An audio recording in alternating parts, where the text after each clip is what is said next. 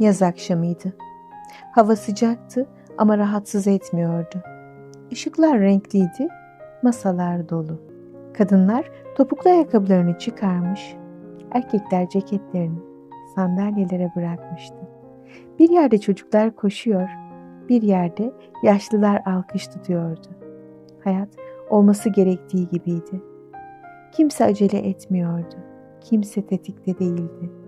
Kimse birazdan bir şey olacağını bilmiyordu. Ve tam da bu yüzden olacak olan bu kadar sertti. Bir ses duydum. İlk anda ayırt edemedim. Alkış mıydı?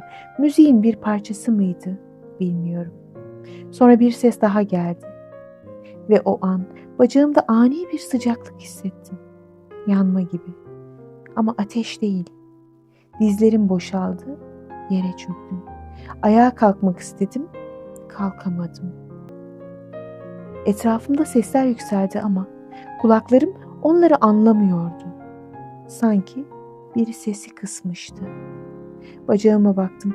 Bedenim oradaydı ama bana ait değilmiş gibi duruyordu. O an anladım. Bu geçici bir şey değildi. Hastane ışıkları çok parlaktı. Gözlerimi kapamak istedim. Doktor konuşurken sadece bir kelimeye tutundum. Kalıcı. Başımı salladım. Soru sormadım. Çünkü içimdeki soru zaten bağırıyordu. Artık böyle mi olacağım? Sonrası acıdan çok şaşkınlıktı. Kol değnekleriyle yürümeyi öğrendim. Merdivenlere başka gözle bakmayı, zeminleri tartmayı.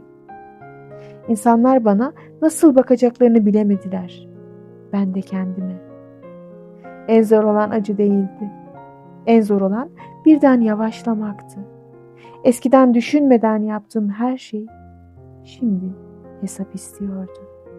Bir yere gitmek, ayakta durmak, uzun süre gülmek. Geceleri bacağım değil, aklım ağrıyordu. Neden ben demedim. Çünkü cevabı yoktu. Ama şunu sordum. Ben şimdi kimim? Aylar geçti. Fizik tedaviye başladım. Aynı hareketleri defalarca yaptım. Her seferinde aynı noktada zorlandım. Ama bir gün daha az zorlandım. Sonra bir gün aynaya baktım ve ilk kez kendimden kaçmadım.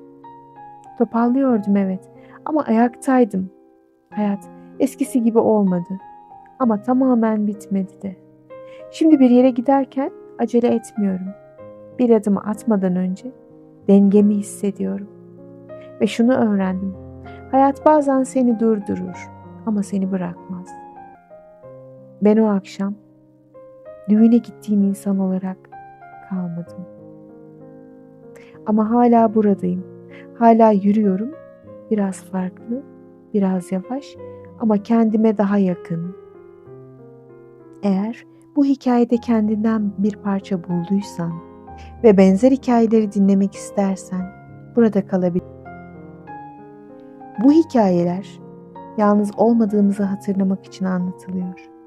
Ve eğer senin de hayatını bir anda yönünden değiştiren bir şey olduysa ve bunu bizimle paylaşmak istersen yorumlarda yazabilirsin.